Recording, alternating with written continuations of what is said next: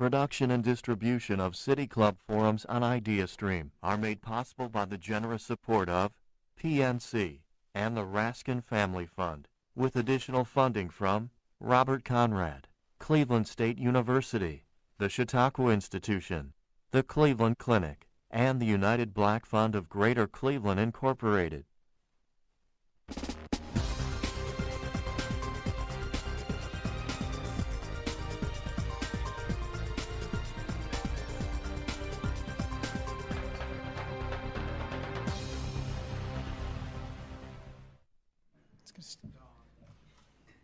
Enough out of you. Good afternoon and welcome to the City Club of Cleveland. I'm Dan Moulthrop, Chief Executive here and a proud member, and it's my pleasure to welcome all of you here to hear from gubernatorial candidate and former Congressman Dennis Kucinich. He is here as part of our ongoing effort to put you in direct conversation with the people shaping the future of our state and the people who hope to lead it, specifically the candidates for governor of the state of Ohio.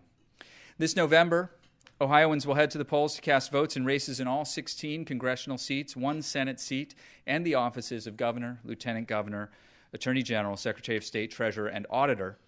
And over the past year and a half, we have heard from nearly all Republican and Democratic candidates for governor.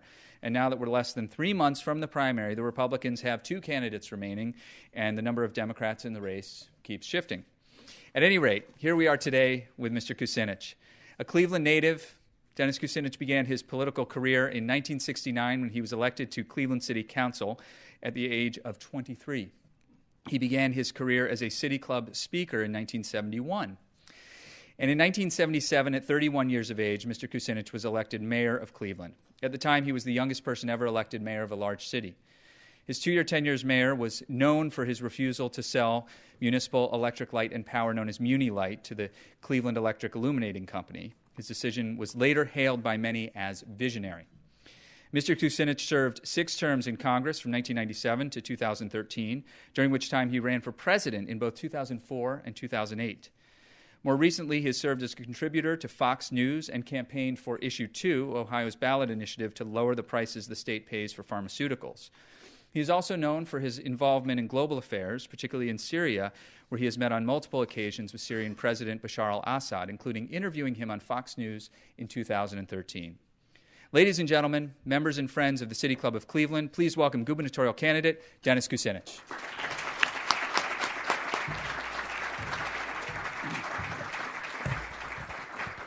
Thank you very much, Dan Moulthrop, members of the City Club. Everyone in this city knows my work in pursuit of peace and social and economic justice. I spent 16 years representing Cleveland in the U.S. House, warning this country to avoid disastrous wars, to take a new role in the world as a nation among nations, to use our wealth to build the good life here at home, to build new structures for peace abroad and here at home, to make the dream of nonviolence a reality. Since 2001, America has spent $6 trillion for security, pursuing wars based on lies, under the false assumption that we had to fight them there or we would fight them here. The annual budget for the Pentagon and for wars now exceeds $1 trillion.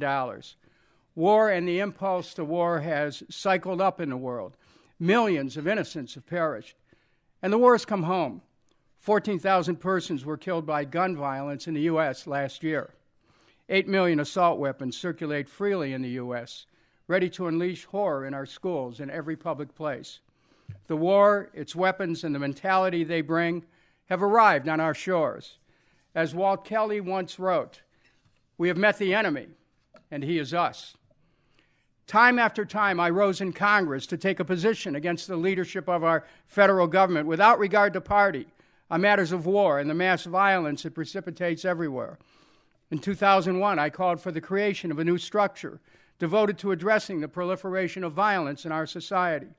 In 2012, I introduced the doctrine of strength through peace into the narrative of a presidential campaign, calling for America to come home from its 100 bases in 130 countries and create here at home jobs for all, housing for all, health care for all, education for all, and clean air and water for all. I took these stands precisely because I'm from Cleveland, because I remember growing up in Cleveland, the oldest of 7 children. I remember the struggle of my parents, the struggle they had trying to find a place for us. I remember living in 21 different places by the time I was 17, including a couple of cars. I remember living in neighborhoods of color where blacks and whites alike were riveted to the daily concerns of shelter, adequate food, clothing, health care, trying to keep a step ahead of the bill collectors, trying to avoid violence which inevitably spilled out of the tenements into the streets. I'm not simply saying that I remember where I came from. I'm saying this is who I am. It's why I'm not afraid of taking on powerful interest groups, because some of us who grew up on mean streets aren't afraid of anything. It's why I fought to save public power, Muni Light in Cleveland, because it matters what people pay for electricity. I've taken on the mob, banks, utility monopolies, real estate combines, insurance companies, never quit, never gave up, never faltered, kept pushing against the odds, not just hoping to change the outcome, but envisioning new possibilities, identifying them, calling them forward, naming them, setting them into motion until the seeming impossible occurred. Miracles abide in each one of us, waiting to be awakened from our fear-induced slumber. Paraphrasing George Bernard Shaw, I see things that never were and say, why not? Why not health care for all? Why not jobs for all? Why not clean air and water? Why not prosperous family farms? Why not restoration of our land? Why not peace? 5 years away from my service as a member of the United States House of Representatives, I stand here as a candidate for the 2018 nomination for Governor of Ohio. My campaign, which began on January 17, 2018, has brought forth an agenda, including rebuilding our state's infrastructure, jobs, workers' rights, business investment, the environment, regenerative agricultural policies which restore economic vitality for family farmers, criminal justice reform, prison reform, new drug policies, marijuana legalization, fully funding public education and higher education, state broadband, consumer protection, health care for all, full public transportation funding, restoration of local government funds, an end to partisan gerrymandering, and public financing of state elections. At latest count, our campaign has advanced 48 separate initiatives. From day one, I told the people exactly what I would do, including ending fracking and deep injection wells, stopping for-profit charters from stealing, giving local school boards and local taxpayers control over charter schools, nullifying House Bill 70, which is a path to privatize public education, ending for-profit prisons, making health care more affordable and more accessible by creating a not-for-profit system. Now, I would have been content to run to the May 8th primary with those 4 dozen issues and a few dozen more. Each one is salient. Each one is necessary. Each one a path toward a new Ohio, free of the constraints of interest groups, defined by our campaign motto, power to we the people. This is not simply a slogan, but an aspiration to realize, as did James Madison in 1789 when he wrote, quote, all power is originally vested in and consequently derived from the people. That government is instituted and ought to be exercised for the benefit of the people, which consists in the enjoyment of life and liberty. I was prepared to proceed with the campaign for governor in that spirit, in the context of those issues. But events intervene in a campaign in much the same way that life occurs while we make our plans. And we can either stay with what we planned or pay attention to what's going on in the moment, to explore the intervening events for deeper truths, no matter the impact on an election. I did not know it at the time, but this election changed when a gunman armed with an assault weapon entered a high school in Parkland, Florida, and killed 14 students and 3 staff while wounding 14. When that happened, I thought about my own community. I remember that Cleveland once had an assault weapons ban. As the soul-rattling cries of a bereaved mother whose daughter was gunned down in Parkland echoed across the nation, I reflected that Cleveland passed an assault weapons ban in 1991, a ban that stood for 19 years. That is, until a new Attorney General, a Democrat, took office. It has been reported that the new AG, quote, defended, unquote, a state law which superseded local laws. The truth is, neither he nor any of the attorneys general who preceded him was required by law to enter any case, since the Ohio Attorney General's office is constitutionally independent. This particular Attorney General elected to take up the case. Why? He did so at the prompting of Ohio's gun organizations and the NRA. In order to ingratiate himself with the gun lobby, he initiated court action, which led to the repeal of Cleveland's assault weapons ban and blocked every other city in Ohio from taking similar action. To put an exclamation point on his rationale for leading the way to overturn local assault bans, he later called the court's decision, quote, a victory for gun owners, unquote. Now, I dug further into the Democratic Attorney General's relationship with the NRA and discovered that he and the Texas Attorney General were leaders in a case popularly known as the NRA versus Chicago, which had the practical effect of undermining every single public safety ordinance relating to guns in every city in America.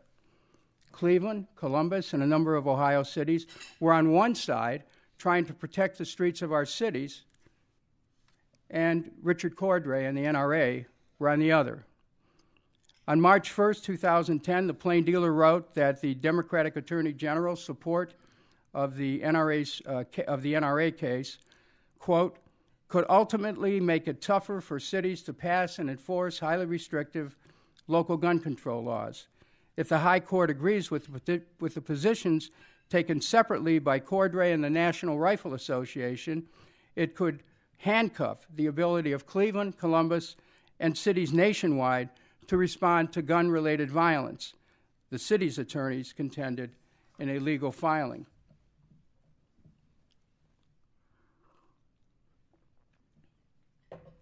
As a city, this is a quote, as a city confronted with safety issues day in and day out, do we have the ability to ultimately do something about it? Asked Cleveland's law director. Now, home rule is a fundamental principle of self-determination, which is accorded every city under the Ohio Constitution. But the then Attorney General, a Democrat, single-handedly dismissed home rule as a right and made it subordinate to the gun lobby. Here is the political and moral blind alley he led local communities and states into. They are now strictly limited to what they can do to regulate gun violence. Those who advocated for Ohio cities said state judgment should not be replaced by a federal constitutional standard, that states should be allowed to continue to experiment with solutions to gun-related violence in their communities. Mr. Cordray, unfortunately, stood with the NRA against the states, specifically against the cities of Cleveland and Columbus. For his efforts in the Ohio Supreme Court and the U.S. Supreme Court on behalf of the gun lobby, he earned an A from the NRA. He was the first Democrat on the case, the first Democratic state official in the nation on this case to work with them. Quote, every single official act Richard Cordray has ever taken has been consistent with a vibrant support of your Second Amendment rights, unquote, said the Buckeye Firearms Foundation in its endorsement. One unpublicized official act was a very unusual intervention with the Capitol Square Commission. As the commission's attorney, the Attorney General directed it to permit an armed group to have a rally on the State House grounds, even taking the extraordinary step of assuming personal responsibility for waiving an insurance requirement in the event of an incident. Now, given this mendacity, one could only imagine the direction Ohio could be taken. As Attorney General, Mr. Cordray clearly made his office an extension of the NRA. even bragging to gun groups that he seized the, quote, opportunity, unquote, to use the power of his office to represent their interests on assault weapons and all gun issues. After Parkland raised a public outcry over assault weapons, sadly, Mr. Cordray falsely claimed at a candidates forum in Union County just 2 days ago that state law forced him to take up the case against Cleveland, when, if he had any pangs of conscience, he could have easily hired special counsel to defend the legislature's actions, something the AG's office, under his control, spent millions on every year. Instead, he volunteered to take up the case of the NRA. My fellow Ohioans, we are at a moment of soulful awareness where most of us recognize that the time has come to change our policies with respect to assault weapons. It is time for the institutions of state and national governments to balance the requirements with protecting the Second Amendment right to bear arms with the necessity of protecting our citizens from certain arms which are, in fact, weapons of war. 1 year ago, the Fourth Federal District Court of Appeals in Virginia recognized this, ruling that the state of Virginia assault weapons ban, which covered 45 different types of weapons and a 10-round limit on gun magazines, was legal because, as one justice put it, we have no power. This is a quote, "We have no power to extend Second Amendment protections to weapons of war." NBC News quoted Maryland's Attorney General, quote, "It's unthinkable that these weapons of war, weapons that caused the carnage in Newtown and in other communities across the country, would be protected by the Second Amendment," said Attorney General Brian Frosch, who as a state senator was responsible for the ban. On June 12, 2017, a Sig Sauer MCX designed for use by Special Operations Forces was used to kill 49 and wounded 58 people at the Pulse nightclub in Orlando, Florida. On October 1st, 2017, as 22,000 people attended an outdoor concert, over 1,100 rounds from a modified semi-automatic weapon were fired from 500 yards away into the crowd, killing 58 and wounding 851 persons. The killer had an arsenal of semi-automatic weapons, some modified to produce maximum casualties. The shooting at Parkland, Florida, this Valentine's Day, may have been a tipping point because the nation heard this soul-rattling grief of a bereaved mother and the outrage and the determination of those students who survived, who have since sparked a national movement which has growing legal and political support. The U.S. Supreme Court on November 27, 2017, declined to hear legal challenges to the Maryland assault weapons ban, so it stands as law, as do similar bans passed by the states of California, Connecticut, Hawaii, and New Jersey. Last evening in Washington, D.C., Steny Hoyer of Maryland, the Democratic whip of the U.S. House, became an original co-sponsor of the assault weapons ban of 2018, just introduced in Congress. Congress had established such a ban in 1994 at the urging of Presidents Ford, Carter, and Reagan. The ban lapsed in 2004. Hoyer, in a statement, noted, quote, "After the previous ban ended, the number of mass shootings increased 183%, and the number of deaths in such attacks rose 239%. And also, last night, Akron City Council, led by Democratic Councilwoman Tara Samples, who is here with us, voted by an 11-2 margin to become the first government in Ohio to vote in support of a resolution which calls on the Ohio legislature to pass an assault weapons ban. Thank you very much, Tara. Last week, 2 Ohio Democratic senators, Michael Skindell and Shalita Tavares, brought forth legislation to establish an assault weapons ban. The events of the last 2 weeks have settled deeply into public awareness. Last week, I had 3 separate conversations about assault weapons which are relevant to this discussion. The first was with high school students who related to me they no longer feel safe in school, that the thought of someone bursting into a classroom with an assault weapon leaves them feeling very distracted and very vulnerable. When our children should be thinking about learning, they are instead thinking about their own survival. Teachers told me that they, too, consider the risk to their students, and they consider the grim possibility of having to take a bullet to save the life of one of their charges. It is hard to imagine that under such circumstances in the classroom, some see more guns as the solution to the threatening presence of guns, or advocate arming teachers as a way to make classrooms safer. At a community meeting in my own ward, I asked for a show of hands of about 50 people in attendance. I asked, how many of you in the past 2 years have been in a public place and the thought crossed your mind that someone could enter that space with an assault weapon and begin shooting? Nearly everyone in the room raised their hand. And I asked those who are watching and listening to this if you would agree, and that's how you feel. How has it happened in our society that no public place or public space is considered safe? The deeper question is, why has the level of gun violence, particularly mass violence, cycled up? This is a human health issue. If 14,000 people were suddenly struck dead by a disease with dozens dropping en masse, we'd search out the cause, we'd find a cure.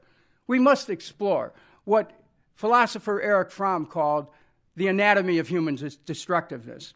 We must fully understand why such gun violence is occurring.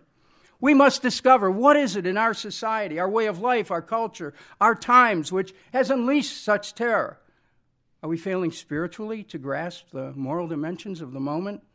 Has life, which is so fragile, so temporary, become so cheap, its end so instantaneous, its purpose, its journey forgotten when punctuated by bullets? When and how did human freedom become so narrowly defined by the freedom to own an assault weapon? As governor, I will not convene armed groups outside the Capitol. I will convene unarmed groups inside the Capitol to search for solutions to gun violence, to take our state in a direction where we all feel safer, where we can direct our energies not just to self-protection, but to self-improvement, to self-unfolding, to contributing to making our communities healthy and wealthy. Every jet of chaos which threatens to exterminate us is convertible by intellect into a wholesome force, wrote Waldo Emerson. We are at a moment where we must recognize the dangers which assault weapons present to civil society. We must seek consensus which supports public safety and physical and mental health. This is yet another reason why we need a not-for-profit health care plan in Ohio, which fully supports and covers access to mental health care and long-term treatment whenever or wherever needed. We can make major strides in eliminating gun violence through law, while at the same time supporting our Constitution. These words from Thomas Jefferson, inscribed on his memorial, guide us still. Quote, "I'm not an advocate for frequent changes in laws and constitutions," he said, "but laws and institutions must go hand in hand with the progress of the human mind. As that becomes more developed, more enlightened, as new discoveries are made, new truths discovered, and manners and opinions change with the change of circumstances, institutions must advance also to keep pace with the times." Less than 2 weeks ago, on Valentine's Day, 14 students and 3 staff members were killed and 14 wounded at the Marjorie Stoneman Douglas High School. We must remember their names, their lives so full of promise. We must remember the way they died and resolve never again. It is we, the living, who must now provide new meaning to their lives so brutally cut short. We can and must demonstrate a new awareness, and with it, a new courage to meet squarely the issues and the instruments of violence in our society while protecting our essential freedoms. We must remember their names and their ages. Alyssa Alhadeff, 14.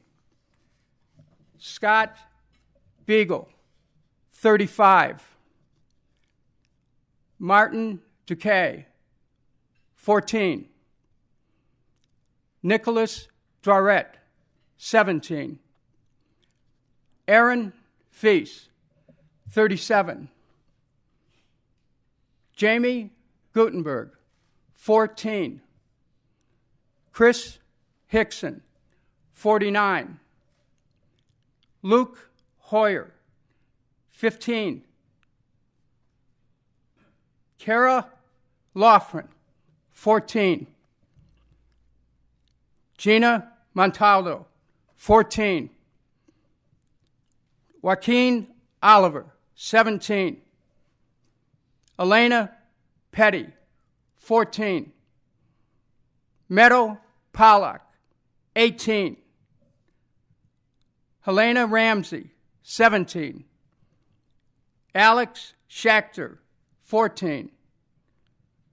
Carmen Schentrup, 16. Peter Wang, 15. To their friends and families, we remember. And your grief will be our constant reminder of what those of us in public life need to do to take a new direction which confronts the realities, which confronts interest groups who have cowed public officials and who have flooded our country with weapons of war. I want every Ohioan to know that if I am elected your governor, I will be your governor and no one else. No interest group in any way, shape, or form has a hold on me, nor ever will. I will not sell the office to a political party, to a contributor, to an endorser, to anyone. My only interest is and will be the good of the people of the state of Ohio, the health, the safety, and the general welfare of our people. Accordingly, with terrorist samples, I will lead the way to a ban on assault weapons in Ohio, so our children can learn freely in classrooms, so our teachers are not under constant threat, so that we may all reclaim a safe space in our public places, that safe space where the comfort of security and peace of mind resides. Thank you.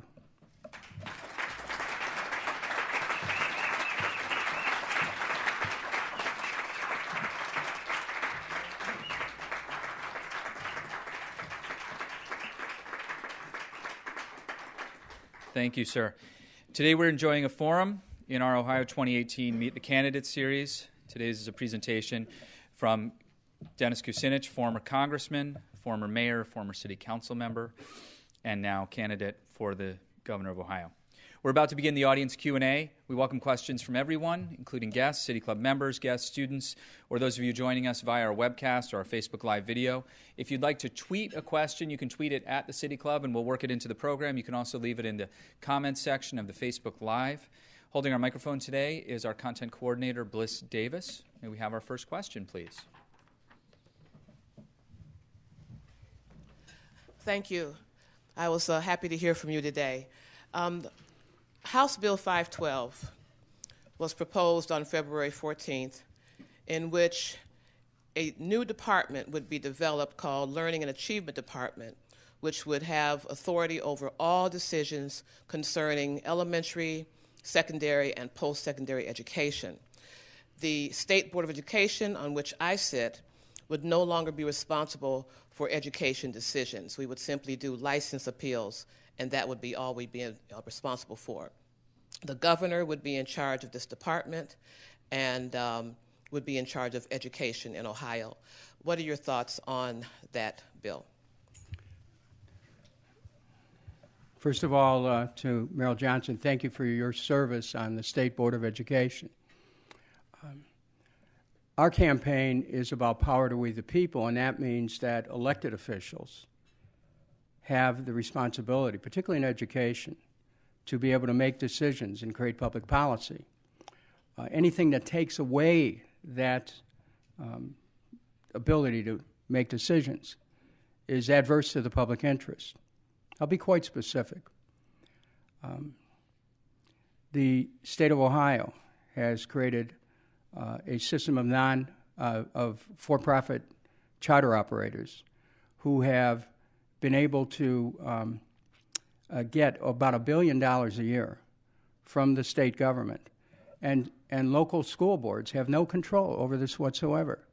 Local taxpayers who give money to those school boards in anticipation the money would go to public schools often do not know that a significant amount of the money that they give is being siphoned off by for-profit charters. I propose that as the next governor, I'll rally the people of Ohio, and if it takes a charter amendment to do it, or constitutional amendment, we will endeavor to give local boards the authority to be able to make a decision whether they want to create a charter or not, and have the people of the community make the decision through their votes whether or not they would choose to fund it. It'd be like a local option. Again, with respect to the State Board of Education, we cannot support anything that strips the powers of the State Board of Education. As a matter of fact, there's a current proposal that would give the governor the total control of the board and not have any, and take away the control of all elected officials. I stand for a fully functioning, fully publicly elected State Board of Education, not for the specific purpose of enabling the people to be able to vote for who they want to make the educational policy. I see House Bill 512 as just another step on the path to privatize public education in Ohio. Now, let me give you another example. House Bill 70, which created the so-called academically distressed commissions, that's a path towards privatization. They aim at breaking union contracts, at cutting teachers' salaries, at taking away the power of teachers to make decisions, and what they do, and they take money away from the local schools. The school board of Youngstown, for example, is disempowered. They're planning a similar thing for Lorraine. This is wrong. I mean, the essence of public education is public control, and they're trying to remove it. And so when I'm saying that as the next governor of this state, I intend to fully support public education, to give control of public education to the people, to raise the issue of educational funding, and to look at the DeRolf decision further that needs to be instituted to fully fund public education in Ohio. Does that answer your question? Thank you.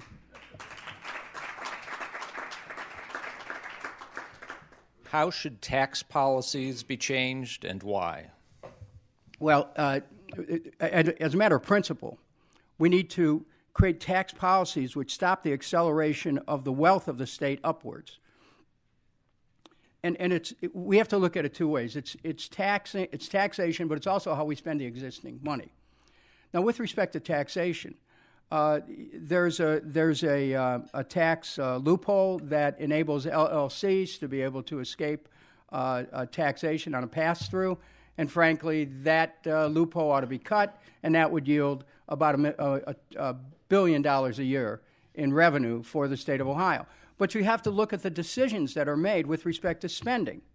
Now, local communities are having to raise taxes because the current governor changed the formula on a local government fund and basically took the money away from local communities so they could create a $2 billion rainy day fund. Well, frankly, folks, it's raining in communities across this state.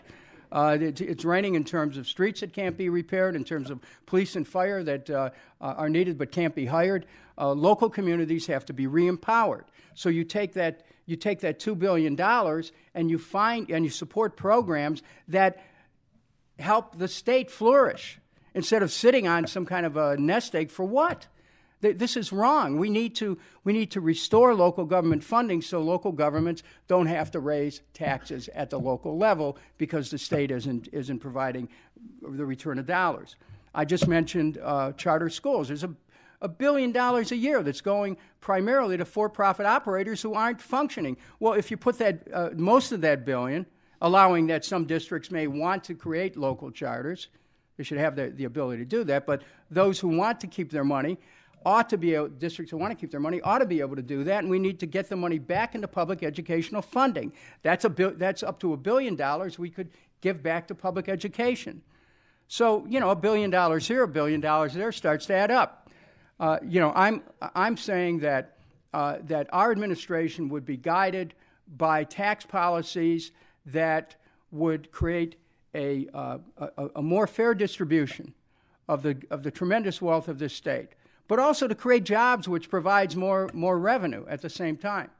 But this idea of of taking the wealth of the nation and putting it into the hands of the few, which is happening at a federal level as well as at a state level, has to stop. And I'm one person who is ready to do that. Good afternoon, and thank you for coming today.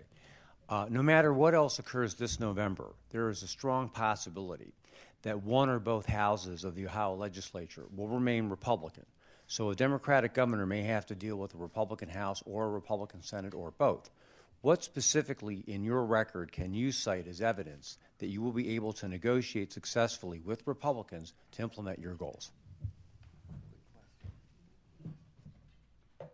I frequently put coalitions together in the United States Congress between Democrats and Republicans, particularly on foreign policy, one of which resulted in stopping the attack on Serbia in 1999.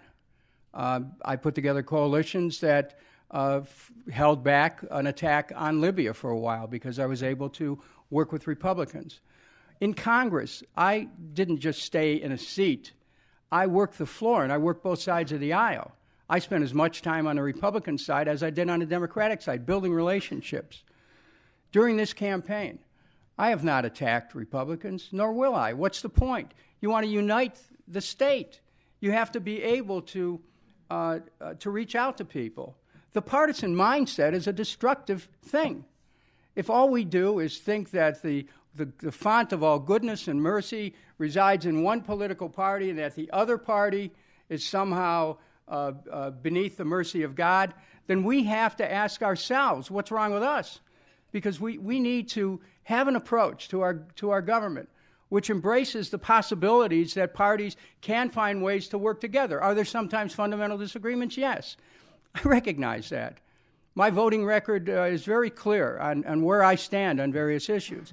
But to be able to reach across the aisle, that's easy. And I will proceed in a way and govern in a way that enables people to have input, whatever their particular politics. Again, we have to get away from an ideological approach to government. We have to get away from a partisan approach. We need to focus on the needs of the people and find out how we can work together. And I will appeal to the other candidates in this race. Stop attacking people based on their political party. It's not only politically counterproductive in November, but it stops the potential of working together after the election. Thank you very much. Next question. Congressman, thank you for your comments, especially on the assault weapons. And I do want to tell you that I was heartened when you tossed your hat into the ring for the governor. I'm curious as to your opinion on the supposed bipartisan compromise on the redistricting of Ohio congressional districts that is currently pending in our State House. Are you speaking to ballot issue number 1? Well, I support that issue in spirit. I think that the people of Ohio have indicated their concern about gerrymandering, and it's the beginning of a discussion. There'll be a vote on it. There are some things that I have a concern about. I know a little bit about gerrymandering.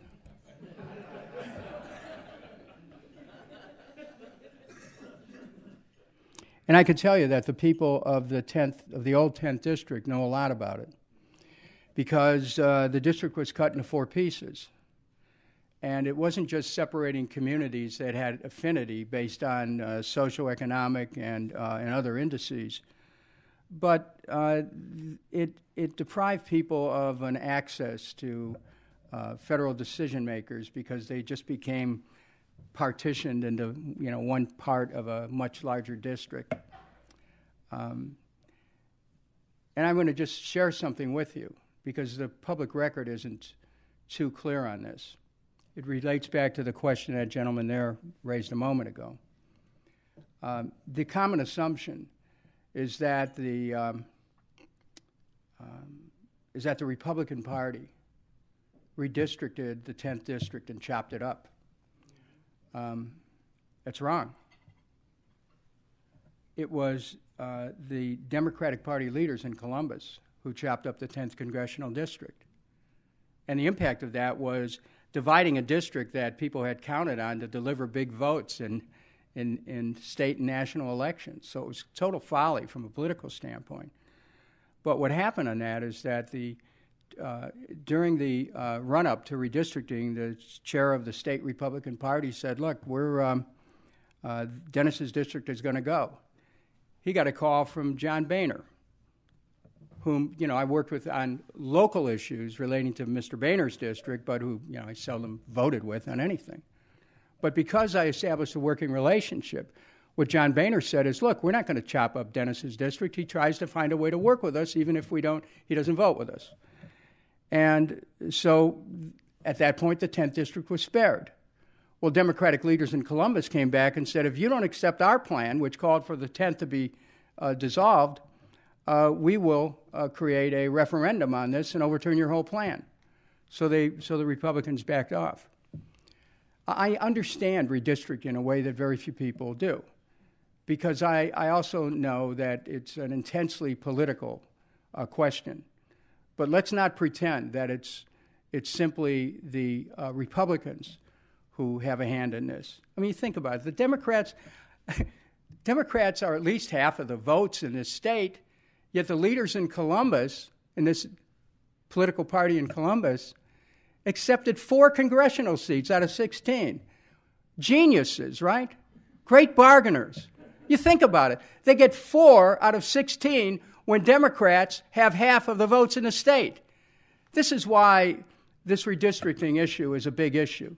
And I'm glad that issue 1 came forward. There's some improvements, I'm sure, that can be made down the road, but all Ohioans ought to be concerned about this.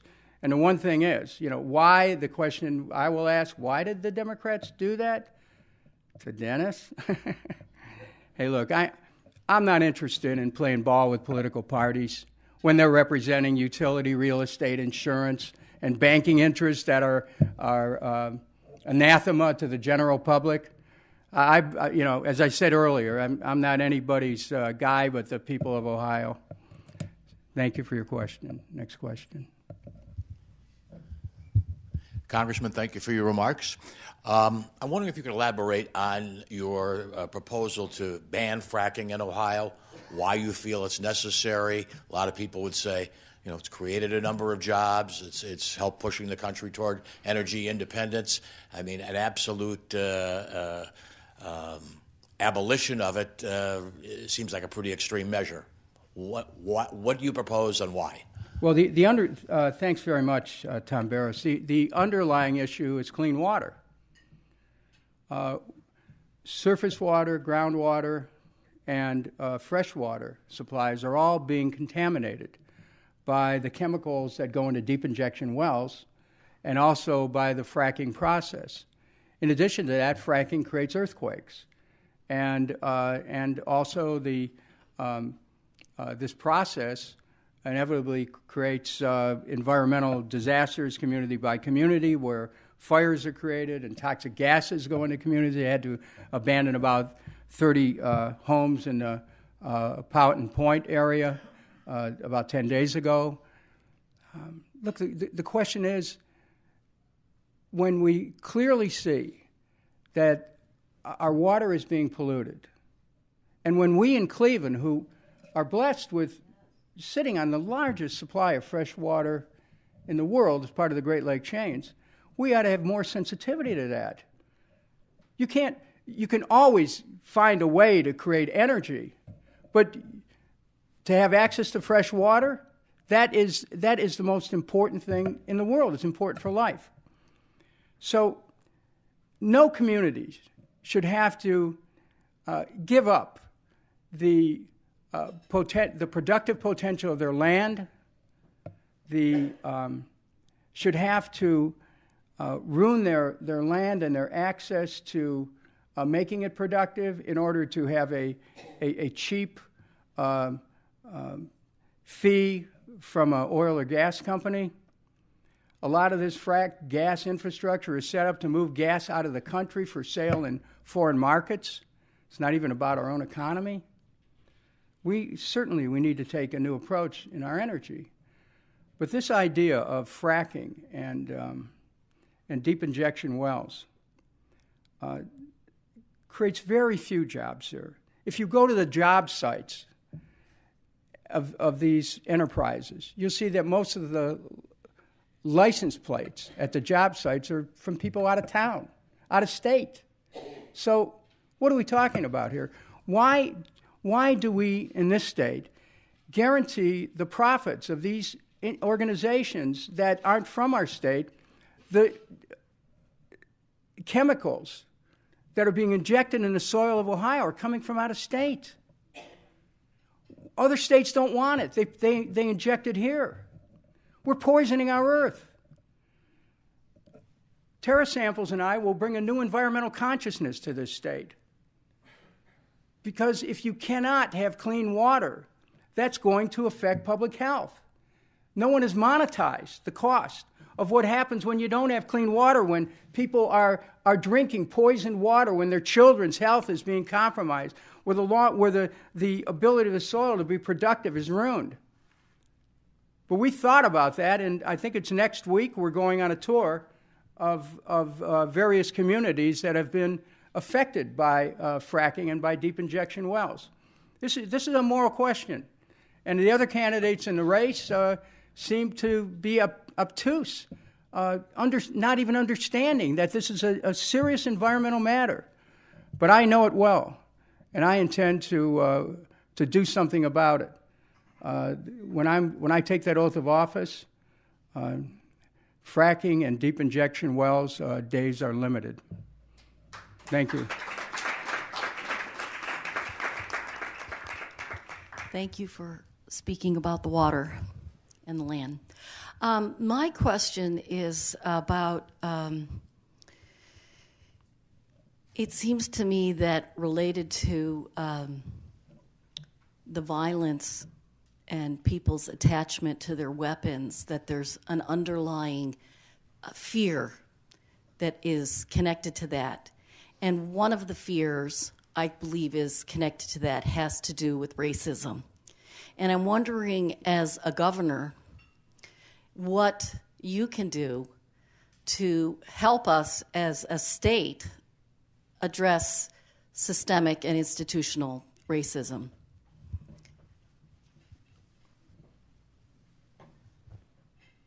As I mentioned in my prepared remarks, one of the things that people need to understand about me, if you want to know about my politics, I grew up in the inner city. And because we're always renters, sometimes the only rent we could find was in neighborhoods of color. So when you share a similar social circumstance, when you live together with people, physical appearances recede and you get into the basics of life. And because I had the blessing of sharing a common experience with people in neighborhoods like Glenville and Cleveland, I came to an understanding of the realities that people face whatever their color. And so because of that, I have a passion for addressing the issues of those who are striving to improve the quality of their life, whatever their color. It's not by accident or by sheer politics that I asked Terra Samples to join me on the ticket. Her experience as a mother of 5, as a grandmother of 10, as a civic activist, as somebody who's a member of Akron City Council, has equipped her not only for high public service, but also she and I have a common understanding of what community needs are, which has been reflected in our criminal justice platform, in our sharing our concern about assault weapons and violence generally, and our willingness to shut down for-profit prisons, and our desire to enable people who have served their time to be able to be reintegrated into society with full restoration of rights. Yes, there is racism in our society, but leaders need to have an awareness of our commonalities. And when I was mayor of Cleveland 40 years ago, half of my key appointments went to the black community. Why? Not just because it was the right thing to do, but because it enabled the community to see itself reflected in institutional power. It enabled the community to understand that a safety director who happened to be African American was representing the power of the community and the authority of the community. When we get past these the appearances of who we are and go to a deeper understanding of how we're connected as human beings and come to understand our interdependence, our interconnectedness, we come to a point where race doesn't matter, nor should it. But wherever it does, Tara Samples and I will systematically and definitively root out any evidence of any sort which reflects a misunderstanding and even worse, racism. Thank you.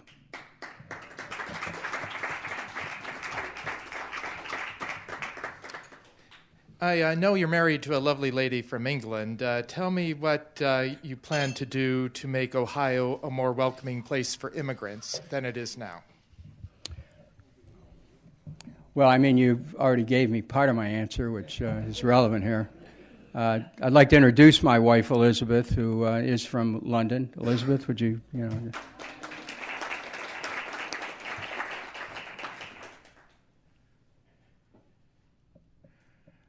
My grandfather, John Kucinich, because that's how they pronounce the name in Croatia, came from an area called Eastern Slavonia.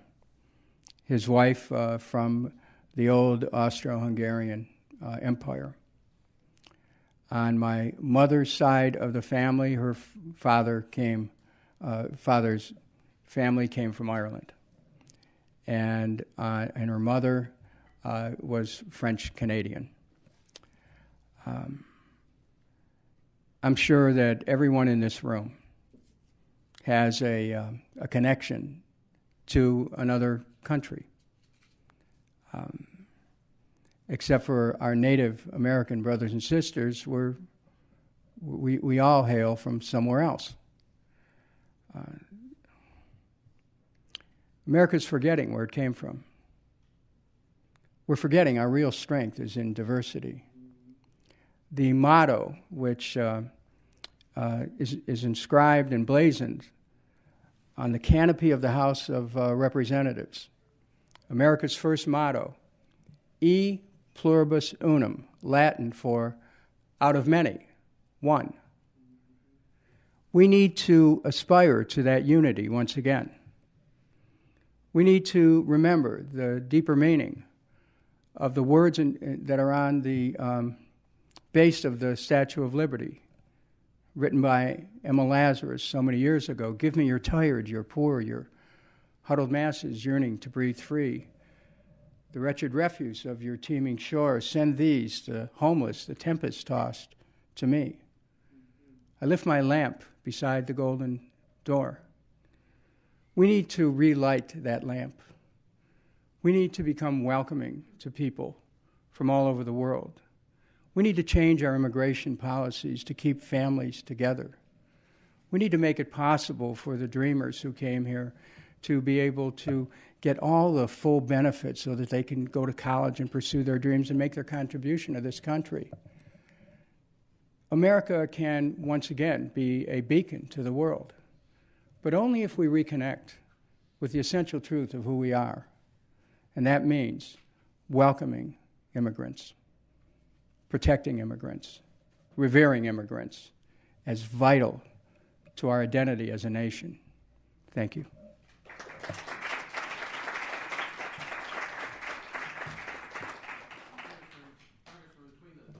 The 2000 census and the 2010 census, Ohio became smaller, older, poorer, and less well-educated.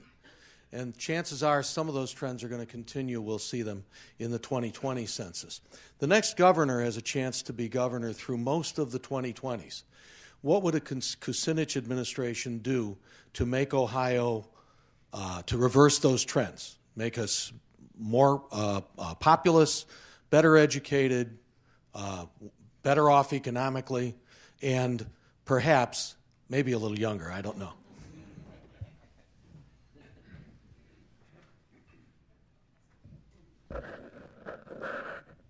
Well, first of all, I do want to credit my father, who was mayor of Cleveland many years ago, with paving the way for this moment for me. I think that one way of attracting. First of all, let's talk about Ohio's economy.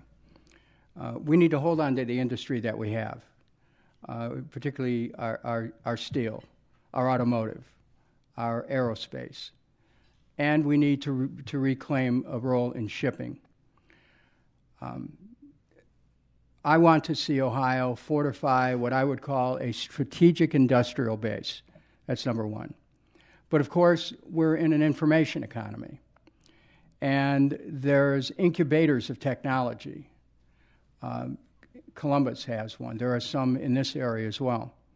I want to tap the innovative potential of this state so that we can create the jobs of the future, which are in energy, propulsion.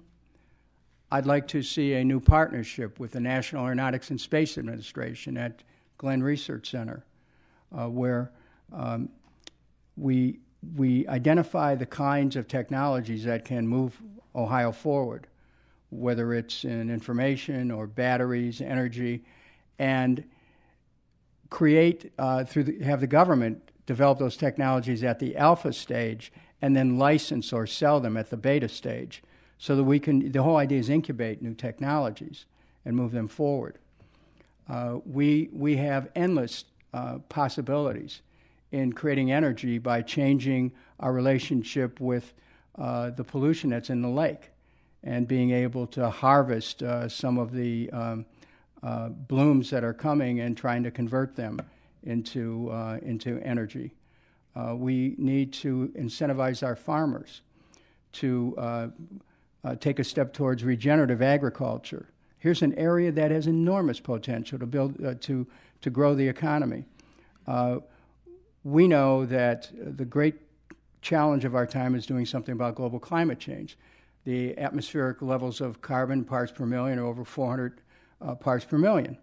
I want to see a program developed, and my wife's been very instrumental in helping me to think about this and to build it out.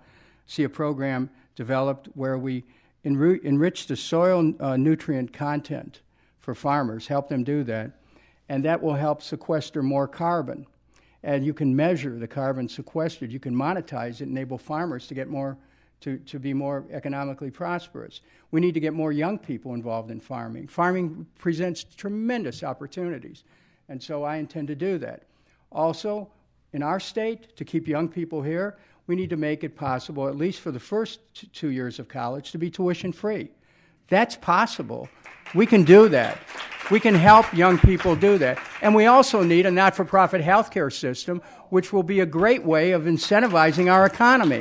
It'll lower the cost of healthcare. It'll cut out the kinds of onerous premiums, copays, and deductibles, which are disincentives to business. Business right now, the businesses that really care about their employees, they're being hit by very high premiums. We need a state system which can enable people to keep the premiums low and enable our businesses to prosper. There's many ways that, in health, economy, research, development, that Ohio can move. And I'm ready to engage the creative and productive talent of this state to bring people together, whatever their politics, to say, let's do it, let's move forward. Thank you very much.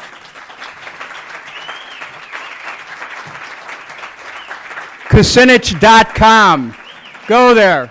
Join us. Contribute. Thank you.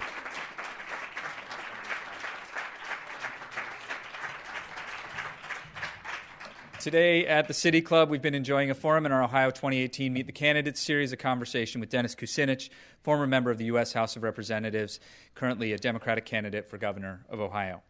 Our community partner is the League of Women Voters. We also welcome guests at tables hosted by Kucinich Samples for Ohio 2018, as well as students from the Flow Homeschool Co-op. Student participation in City Club forums is provided by many foundations, including the William M. Weiss Foundation. We thank all of you for being here today, and that brings us to the end of our program. Thank you very much, Mr. Kucinich. Thank you, ladies and gentlemen. Our forum is adjourned.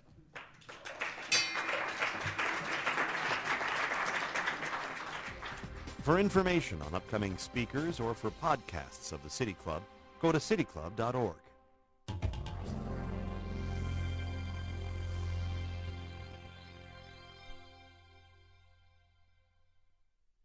Production and distribution of City Club forums on IdeaStream are made possible by the generous support of PNC and the Raskin Family Fund, with additional funding from Robert Conrad, Cleveland State University, the Chautauqua Institution, the Cleveland Clinic, and the United Black Fund of Greater Cleveland Incorporated.